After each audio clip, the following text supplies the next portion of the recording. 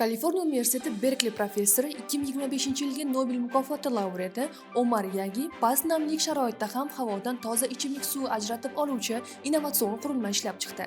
Texnologiya namlik darajasi 20% dan past bo'lgan muhitda kuniga 1000 litrgacha suv olish imkonini beradi. Qurilma metall organik karkas tuzilmalari asosida ishlaydi. Ular havodagi suv molekulallarini o'ziga singdiradi, keyinchalik qizdirish jarayonida ajratilgan namlik konvertatsiya qilinib, ichimlik suviga aylantiriladi. Tizim avtonom bo'lib, markazlashgan suv ta'minoti tarmog'ida ehtiyoj sezmaydi. Ishlanma Atoka kompaniyasi tomonidan taqdim etilgan. Mutaxassislar ushbu texnologiya suv tanqisligini kuchayib borayotgan hududlarda hamda tabiiy ofatlardan zarar ko'rgan mintaqalar uchun samarali va barqaror yechim bo'lishi mumkinligini ta'kidlamoqda. Millionlab yillar davomida evolyutsiya tasodifiy mutatsiyalar orqali kechgan. Endilikda esa genlar aniq va maqsadli tahrirlash imkonini beruvchi CRISPR-Cas9 texnologiyasi bu jarayonda bevosita aralashish imkonini yaratdi. 2014-yil Jennifer Doudna va Emmanuel Charpente DNKning kerakli qismini kesib, uni o'zgartirish mumkinligini ilmiy jihatdan ko'rsatib berdi.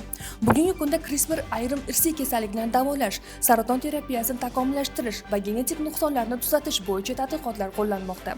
Mutaxassislar ta'kidlashicha, agar genetik o'zgarish embrion bosqichida amalga oshirilsa, u kelajak avlodda ham qo'llanishi mumkin. Shu bois texnologiya katta tibbiy imkoniyatlar bilan birga jiddiy bioetik va huquqiy bahslarni ham keltirib chiqarmoqda.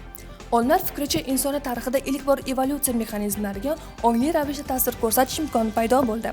Ammo bu imkoniyat mas'uliyat bilan qo'llanishi zarur. Xitoyning Autopilot kompaniyasi Matrix nomli yirik yo'lovchi dronni taqdim etdi.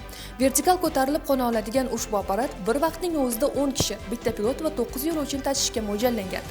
Matrix 2 versiyada ishlab chiqilgan. To'liq elektr modeli 250 km masofani bosib o'ta oladi. Gibrid varianti esa 1500 km gacha parvoz qilishi mumkin. Maksimal tezligi soatiga 200 km gacha yetadi. Kompaniya ma'lumotlariga ko'ra, sinov parvozlari allaqachon o'tkazilgan. Tijorat qatnovlari qachon boshlanishi hozircha ma'lum emas, biroq loyiha kelajak transport tizimining yangi bosqichi sifatida baholanmoqda.